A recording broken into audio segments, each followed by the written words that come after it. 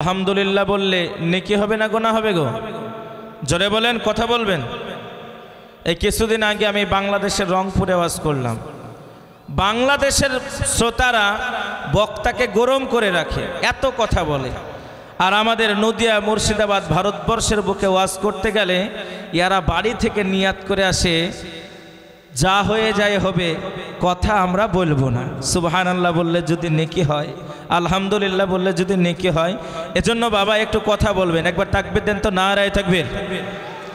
আরে আওয়াজটা উঁচু করে বলে নারায়ে তাকবীর। মুসলিম জাতি পৃথিবীর বুকে কোনো বাতিলের কাছে নিজের মস্তকটা অবনত করেনি, কিয়ামত পর্যন্ত আল্লাহ ছাড়া কারোর কাছে মাথা নত করবে না। নারায়ে তাকবীর। আমার ভাইয়েরা, আল্লাহর প্রশংসা আদায় করলে নেকি হবে আমরা প্রত্যেকে জানি। তিনি আমাদের লর্ড জাজমেন্ট, আমাদের বিচারপতি। তারপরে পরে সর্বসর্বাগ্যে সর্বযুগের সর্বকালের সর্বশ্রেষ্ঠ মহামানব, যিনাকে আল্লাহ তাআলা পৃথিবীর জমিনে রহমাতাল লিল আলামিন করে প্রেরণ করেছেন। যিনার কথা শুধু কোরআনের মধ্যে আছে এমনটা নয়, যিনার কথা শুধু হাদিসের মধ্যে আছে এমনটা নয়, বিভিন্ন ধর্মগ্রন্থের মধ্যে, বিভিন্ন পুস্তকাদির মধ্যে, বিভিন্ন মুসলিমদের বইয়ের মধ্যে যেই মহান নেতা, মহান রসুলের আবির্ভাবের কথাটা লিপিবদ্ধ করা আছে। শুধু তাই নয়, গীতার মধ্যে বলা হয়েছে হোতার মিন্দ্র, হোতার মিন্দ্র মহাসুরেন্দ্র। এমন করে আরও একটা জায়গায় বলা আছে লা ইলাহা হরতে পাপাম ইল্লা ইলাহা পরম পদম। আরও একটা জায়গায় বলা আছে আল্লাহ রসুল মোহাম্মদন বরক্য বরস্য নিমন্বিত স্বেচ্ছ আচর্যন সমন্বিত মোহাম্মদ উৎখ্যাত শিষ্য শাখা সমন্বিত। এমন করে বিভিন্ন ধর্মগ্রন্থর মধ্যে সেই মহান নবীর আবির্ভাবের কথাটা লিপিবদ্ধ করা আছে। শুধু তাই নয়, সারা বিশ্বের মানচিত্রে, সারা পৃথিবীর বুকে 100টা জাবাস অথেন্টিক হাই কোয়ালিটির মানুষগুলার জীবনীটা লিপিবদ্ধ করা হলো, যার মধ্যে আমাদের অমুসলিমদের গুরু রামের জীবনীটাও আছে, কৃষ্ণর জীবনী আছে। এমন করে আমাদের নদিয়া জেলার ওই যে মহাপ্রভু যিনাকে বলা হয় তিনার জীবনীটাও আছে। এমন করে আদমের জীবনে আছে, ইব্রাহিমের জীবনে আছে। যতগুলা পৃথিবীর বুকে শ্রেষ্ঠ মনীষী, এইরকম 100টা মহামনীষীর জীবনী ওই বইটার মধ্যে লিপিবদ্ধ করা আছে। আপনারা শুনলে অবাক হয়ে যাবেন। ওই বইটার প্রথম পৃষ্ঠাটা খোলার পরে একজন মহান নেতার জীবনী আছে, the Messenger of prophet Mohammad সাল্লাল্লাহু আলাইহি ওয়াসাল্লাম। তিনি হলেন শেষ জামানার বার্তাবাহক নবী, যিনার নাম আহমদ, যিনার নাম মোহাম্মদ। আওয়াজটা উঁচু করে বলি নারায়ে তাকবীর। অনেকেই মনে মনে ভাবছেন বইটার লেখক মনে হয় আমার মতন কোনো পাগড়িওয়ালা হবে নাকি গো, নাই তো কোনো টুপিওয়ালা হবে, নয়তো কোনো দাড়িওয়ালা হবে, অথবা আপনাদের সভাপতি সাহেবের মতন হয়তো কোনো জুব্বাওয়ালা হবে। আমার ভাই, বইটার লেখক যিনি, তিনি কোনো টুপিওয়ালা নয়, তিনি কোনো দাড়িওয়ালা নয়, তিনি কোনো পাগড়িওয়ালা নয়, তিনি কোনো 5 ওয়াক্তের নামাজি নয়। তিনি একজন খ্রিস্টান ধর্মের মানুষ ছিলেন। তার নাম হলো Michael H heart. Michael H heart তিনার বইটার নাম দিলেন দ্য 100। দ্য 100-এর মধ্যে সর্বপ্রথম বার্তাবাহক শেষ জামানার নবীর নামখানা লিপিবদ্ধ করলেন।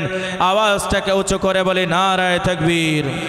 শুধু তাই নয়, আমরা ভারতীয়, আমাদের জন্ম ভারতবর্ষে, ভারতবর্ষের বুকে এই যে টাকার মধ্যে একটা মানুষের ছবি আছে, যার মাথার মধ্যে একটা চুল নাই। এই মানুষটাকে চিনেন আপনারা? চিনেন? নাম কি? জোরে বলেন, নাম কি? গান্ধীজি, যিনাকে আমরা অন্তরের মণিকুঠায় স্থান দিয়েছি, যিনাকে আমরা সেলুট করি। স্বাধীনতা সংগ্রামের ইতিহাসখানা দেখতে গেলে পাওয়া যাবে হাজার হাজার আলেম উলামা, হাজার হাজার মুসলিম সংগঠন যিনাকে নেতা নাম উৎখাত করেছিলেন এবং যিনাকে লোকব দিয়েছিলেন গান্ধীজি। সেই মহান মানুষটি বললেন আরবের বুকে একজন মহামানুষের জন্ম হলো, যিনি পৃথিবীর মানচিত্রে ন্যায় নিষ্ঠা প্রতিষ্ঠিত করেছেন, যিনার 63 বছরের জিন্দেগিতে কোনো রকমের অন্যায় কাজ তিনি করেননি। তিনি হলেন আব্দুল্লাহর বেটা মুহাম্মদ সাল্লাল্লাহু আলাইহি ওয়াসাল্লাম। একবার জোরে বলি নারায়ে তাকবীর। শুধু তাই নয়, পৃথিবীর মানচিত্রে এমনও বিশিষ্ট বিশিষ্ট ব্যক্তিগুলো আছেন, তার মধ্যে উল্লেখযোগ্য হচ্ছেন ডেনমার্ক বলেন একজন বিখ্যাত বড় সাহিত্যিক। তিনি বললেন, বিশ্ব ব্রহ্মাণ্ডের বুকে যখন মানুষ অভব্য, কুভব্য, অন্যায়, অবিচার, মানুষের মধ্যে হিতাহিত জ্ঞান ছিল না, মানুষের মধ্যে বোধগম্য ছিল না, মানুষের ন্যায় বুঝতো না, মানুষ অন্যায়, যখন মানুষকে কিনা বেচা করা হতো, স্বাধীনতাকে তার ছিন্ন করে দিয়ে যখন তাদেরকে ওজনের মতন, সামগ্রীর মতন, আসবাবপত্রের মতন তাদেরকে যখন কিনা বেচা করা হতো, সেই সময় একজন মহান নেতার আবির্ভাব হয়েছিলেন, যিনি পৃথিবীর বুকে ন্যায় নিষ্ঠা প্রতিষ্ঠিত করেছেন। তিনার নাম মুহাম্মদ। কাজেই তিনার জীবনীটা যদি তোমরা অধ্যয়ন করো, সুখ শান্তি খুঁজে পাবে। আওয়াজটা উঁচু করে বলে নারায়ে তাকবীর। আজকে সারা পৃথিবীর প্রান্তে যদি আপনি তাকিয়ে দেখেন, মুসলমানরা একদিকে, সারা পৃথিবী অন্যদিকে। আজকে বলা হচ্ছে ইসলাম মানে সন্ত্রাসবাদী, ইসলাম মানে জঙ্গিবাদী, মুসলমানদের মধ্যে আদর্শ নাই, মুসলমানদের মধ্যে ভব্যতা নাই, মুসলমানদের মধ্যে ন্যায় নাই, মুসলমান নিষ্ঠা হতে পারে না, মুসলমানরা আন্তরিকতা দেখাতে পারে না। তাদেরকে দীপ্ত কণ্ঠে বলে দিতে চাই, মুসলমানদের ধর্মগ্রন্থ যেটা, তার মধ্যে বলা আছে Islam never support of terrorism, Islam complete course of life. পৃথিবীর মুসলমান তোমরা শুনে নাও, ইসলাম কখনোই সন্ত্রাসবাদীকে সমর্থন করে না। ইসলাম হলো একটি পূর্ণাঙ্গ জীবন ব্যবস্থার নাম। কোরআনের মধ্যে বলা আছে লা ইকরাহা ফিদ্দিন। হে পৃথিবীর মানুষ তোমরা শোনো, দিনের মধ্যে কোনো জবরদস্তি নাই। কাজেই ইসলাম শান্তির ধর্ম। পৃথিবীর মানচিত্রে ইসলাম এনেছে ন্যায় নিষ্ঠা প্রতিষ্ঠিত করার জন্য। আজকে আপনি শুনলে অবাক হয়ে যাবেন, মুসলমানদের ধর্মগ্রন্থ যেটা, তার নাম হলো কোরআন শরীফ। জোরে বলেন, কোরআনের মধ্যে কোনো ভুল আছে? এরা কথা বলে না কেন? কোনো ভুল আছে? পৃথিবীর বুকে কোনো মায়ের বেটা বলতে পারবে কোরআনের মধ্যে ভুল আছে? পারবে না। কেন? কোরআন তাকে চ্যালেঞ্জ করেছে, যদি ভুল দেখাতে পারো, একটা নিশানের মতন যদি একটা ছোট্ট আয়াতের নিশানি তৈরি করে দেখাতে পারো, তাহলে তোমাদেরকে সত্যবাদী বলে উৎখাত করব। কাজে কোরআন জানিয়ে দেয় দেয়ার ইজ নো মিস্টেক, দালিকাল কিতাবুল লা রাইবা ফি। পৃথিবীর মানুষ তোমরা শোনো, এইটা সেই মহান সত্তার ঐশী আসমানি কিতাব, যার মধ্যে কোনো ভুল নাই, যার মধ্যে সন্দেহর অবকাশ থাকতে পারে না। আপনি শুনলে অবাক হয়ে যাবেন, সেই মুসলমানদের ধর্মগ্রন্থ যেটা, কোরআনুল কারীমকে আজকে ফুটবলের মতন লাত মারা হলো। কোরআনের উপর দাঁড়িয়ে দুইটা পা তুলে দিয়ে কোরআন কি অবমাননা করে পৃথিবীর মানচিত্রে সোশ্যাল মিডিয়ায় ভিডিও আপলোড করে দেওয়া হলো এবং বলা হলো কোরআন কখনো সভ্যতার কিতাব হতে পারে না। আরে মুসলমানরা তো আন্দোলন করলো। আমাদের পার্শ্ববর্তী দেশ, এই দেশটার নাম হলো বাংলাদেশ। একটা নয়, দুটা নয়, আমি এই অধম বাংলাদেশের 64টা জেলার মধ্যে 35টা জেলা আমি সফর করেছি। বাংলাদেশের জমিন থেকে একজন অমুসলিম কোরআনের প্রেমে পাগল হয়ে আওয়াজ তুলল, সারা পৃথিবীর মানচিত্রে যদি আগুন জ্বালিয়ে দেওয়া হয়, পৃথিবীর কুতুবখানা যদি আগুন দিয়ে পুড়িয়ে দেওয়া হয়, লাইব্রেরিটা যদি আগুন দিয়ে পুড়িয়ে দেওয়া হয়, পৃথিবীর মানচিত্র থেকে তোমরা কোরআনকে মুছতে পারবে না। তার কারণ হলো কোরআনের নাজিল করেছেন যিনি, কোরআনের হেফাজতকারীও তিনি। আওয়াজটা উঁচু করে বলি নারায়ে তাকবীর।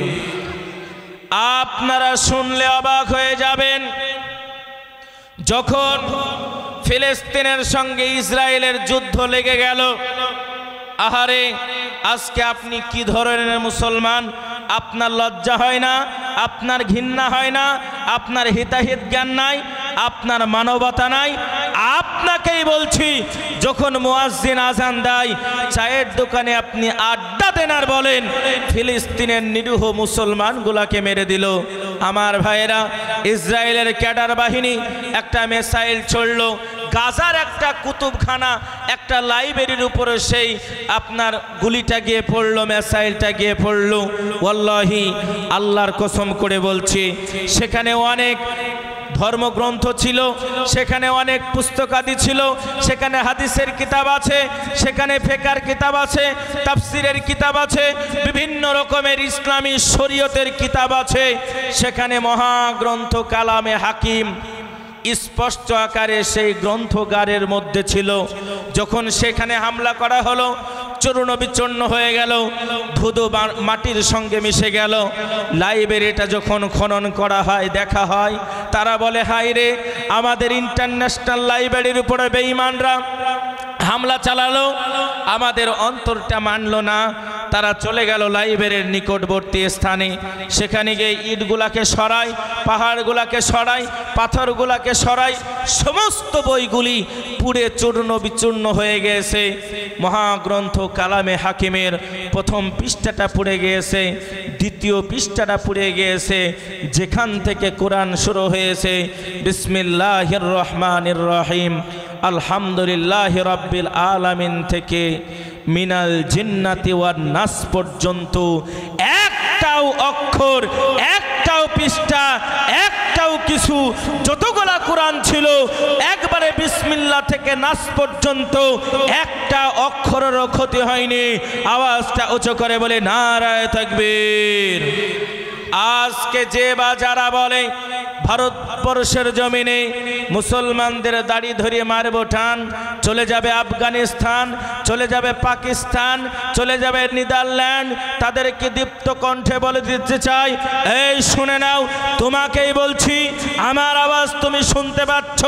ভারতবর্ষের জমিনে ভারতীয় মুসলমানেরা বন্যার জলে ভেসে আসেনি, ভারতবর্ষের মুসলমানেরা রোহিঙ্গার মতো আসেনি, ভারতবর্ষের বুকে ভারতবর্ষের